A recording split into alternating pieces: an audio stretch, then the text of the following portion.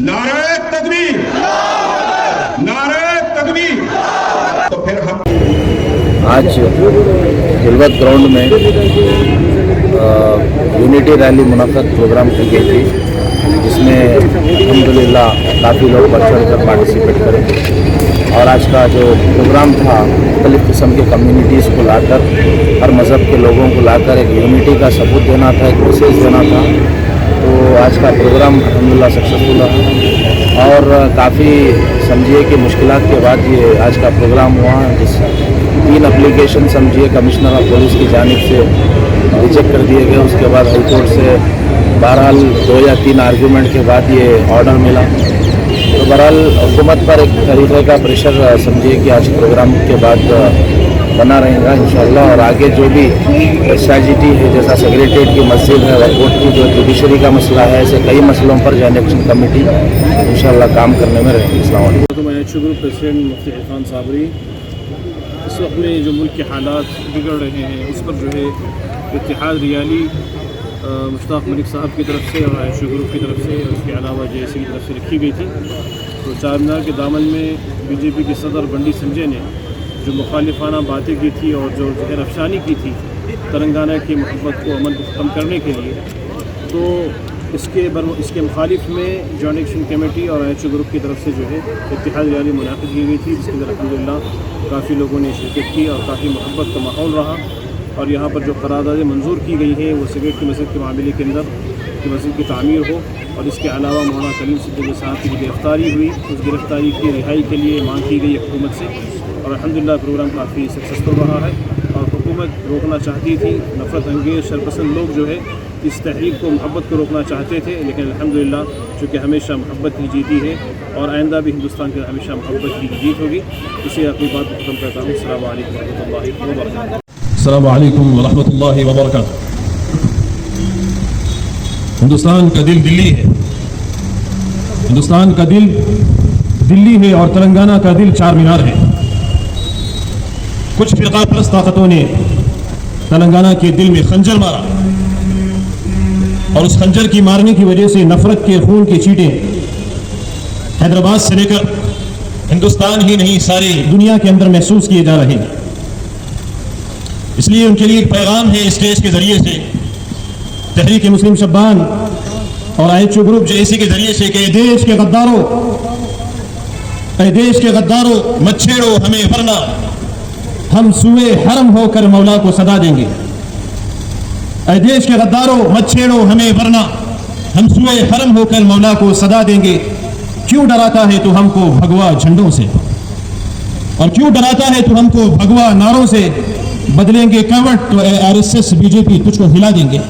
इस देश के लिए आगे आए, इस देश की तरक्की के अंदर हमारे बाप दादाओं का बहुत बड़ा रोल रहा, इस देश की तरक्की के अंदर मुसलमानों का, हिंदुओं का, सबका रोल रहा। ये चंद फिरका परस्त लोग जो गुजरात से निकलकर देश को हथियाना चाहते हैं, ये कौन है ये लोग? ये हिंदुस्तानी थोड़ी हैं, ये अपने अंदर गुजराती सोच को रखते हैं कि अमित शाह को ले ले तो वो गुजराती है, मोदी को ले ले तो वो गुजराती है, अंबानी अडानी को ले ले तो वो गुजराती है। ये गुजरात कॉन्सेप्ट है, ये हिंदुस्तानी कॉन्सेप्ट नहीं है। ये गुजरातियों का एक सोच है कि वो देश को हथिया कर और यहाँ का बहुत बड़ा रुपया स्विस बैंक में डाल दें और हिंदुस्तान को फकीर बनाकर खुद वहां चल दें। और था कि हम हुकूमत से मसाजिद की तामीर पर कोई भीख नहीं मांगेंगे। मसाजिद हुकूमत ने शहीद की है, सड़कों पर तय करेंगे कि हुकूमत मसाजिद कैसे बनाती है। हम भीख मांगना नहीं चाह रहे थे। कोई डेलीगेशन जॉइंट एक्शन कमेटी में मुफ्तियान इकराम उस वक्त मौजूद थे, खुद समझिए कि मुफ्ती अबरार साहब भी मौजूद थे, ये सब समझिए कि MPG और तमाम जमातें मौजूद थी। जब ये फैसला मैंने समझिए कि साहब जॉइंट एक्शन कमेटी के सामने करा कि हम हुकूमत से बात नहीं करेंगे सेक्रेटेरिएट मसाजिद के मसले पर, बल्कि हम मसले को मुसलमानों से रुजू करके हल करवाएंगे, तो बाज लोगों ने कहा कि बगैर हुकूमत को बोले कि मस्जिदें कैसे तामीर होंगी। तो मैंने जवाब दिया, हम भीख मांगने वाली कौम से नहीं है, हम हक छीनने वाली कौम से हैं। और ये अल्लाह का करम है कि हुकूमत को मजबूर होना पड़ा, वरना मसाजिद की बात को भुला देने की बात की जा रही थी, मसाजिद के मसले को लहदुल्लाह में डाल देने की हरकत की जा रही थी।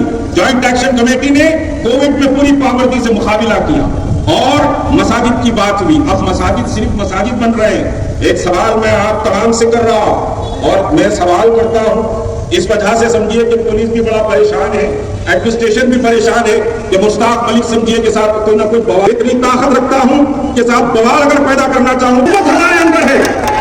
भारतीय जनता पार्टी के गुंडे और आरएसएस के बदमाश चार मीनार पर ठहर कर मुसलमानों को और मुसलमानों की तहजीब को चैलेंज करते हैं और मुसलमान अगर जलसा करना चाहते हैं, उसके खिलाफ अपने इत्तेहाद का मुजाहरा करना चाहते हैं तो 3 एप्लीकेशन रद्द की जाती है और 3 एप्लीकेशन को रोका जाता है। ये क्या तमाशा है। और कोर्ट में 3-4 बार हाई कोर्ट में एडजमेंट लिया जाता है कि साहब मुश्ताक मलिक को, तहरीक मुस्लिम शबान को या जॉइंट एक्शन कमेटी को परमिशन न दिया जाए, और परमिशन मिलता है तो कहा जाता है कि 100 आदमी का परमिशन मिलेगा, 100 आदमी का परमिशन मिलेगा, 100 से बढ़कर ना हो। मुझे इत्तला मिली दफ्तर पर कि पुलिस आकर कुर्सियों को गिन रही है। आप गिन लीजिए, कुर्सियों को गिन लीजिए, लेकिन दिलों को नहीं गिन सकते।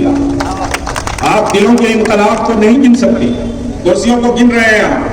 हम समझिए कि साहब एक पाबंद डिसिप्लिन दस्तूर के मुताबिक जिद्दोजहद की बात कर रहे हैं, लेकिन आप अगर रास्ता तब्दील करने के लिए कहते हैं तो रास्ता तब्दील करना मुश्ताक मलिक को बहुत अच्छा। हम विश्वनाथ प्रताप सिंह को भी बुलाए हैं और यहां से हिंदुस्तान में सबसे पहले एनटी रामाराव ने इसी प्लेटफॉर्म, तहरीक मुस्लिम शबान के प्लेटफॉर्म से कहा था बाबरी मस्जिद रिकंस्ट्रक्शन एक्ट ओरिजिनल साइट, ये वो ग्राउंड है हमारे लिए। हम जानते हैं कि दस्तूर क्या है, हम जानते हैं कि कानून क्या है, हम उसकी पासदारी के तहत जिद्दोजहद करना चाह रहे हैं। तो ये 8वां प्रोग्राम था जिसको पुलिस ने समझे कि रिजेक्ट किया था और बार बार हमको हाई कोर्ट ले जाया जा रहा है। हम हाई कोर्ट जाएंगे, सुप्रीम कोर्ट जाएंगे, हम आपसे डरेंगे नहीं।